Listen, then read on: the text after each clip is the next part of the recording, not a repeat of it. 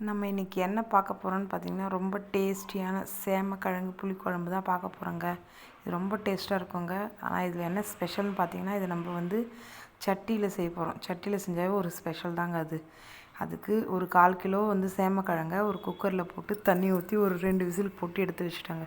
இப்போ சேமக்கிழங்கு புளிக்குழம்பு செய்யறதுக்கு தேவையானது பூண்டு, தக்காளி, வெங்காயம் எல்லாத்தையும் எடுத்து வச்சுருக்கிறேன்.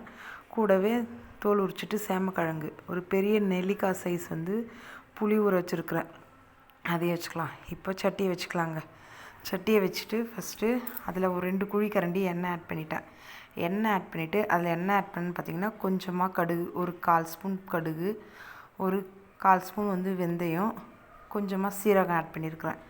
ஆட் பண்ணிவிட்டு நல்லா புரிஞ்சு வந்த பிறகு நான் எடுத்து வச்சுருக்கிறேன் இல்லைங்களா, நீல வாக்கில் கட் பண்ண வெங்காயத்தை அதில் ஆட் பண்ணிவிட்டேன்.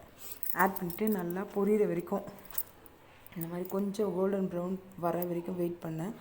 அப்புறம் அதில் பார்த்திங்கன்னா ஒரு 20 25 பல் பூண்டு தோல் உரிச்சி எடுத்து வச்சுருந்தேன், அதை ஆட் பண்ணிக்கினேன். கூடவே ஒரு கொத்து கருவேப்பிலை ஆட் பண்ணி நல்லா இந்த மாதிரி கிளறி விடணும்.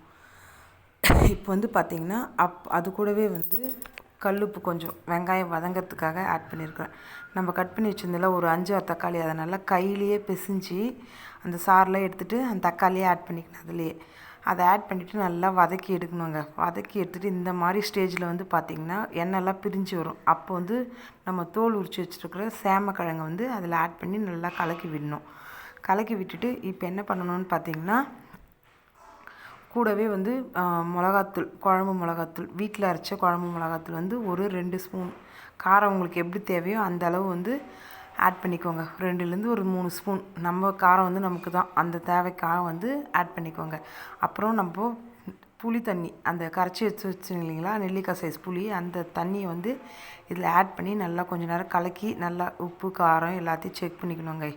எதுக்கு கூட இருந்தாலும் குறையவும் 2த்தையும் போட்டு செக் பண்ணிவிட்டு ஒரு 10 to 5 மினிட்ஸ் நல்லா கொதிக்க விடணும் சட்டியிலேயே. பார்த்திங்கன்னா எவ்வளோ சூப்பராக இருக்கும் தெரியுங்களா. இது சாப்பாட்டுக்கு, இட்லிக்கு, தோசைக்கு எல்லாத்துக்குமே பார்த்திங்கன்னா இந்த சேமக்கிழங்கு புளிக்குழம்பு ரொம்ப சூப்பராக இருக்குங்க. நீங்கள் ட்ரை பண்ணி பார்த்துட்டு எனக்கு எப்படி இருக்குன்னு சொல்லுங்கள். தேங்க்யூ.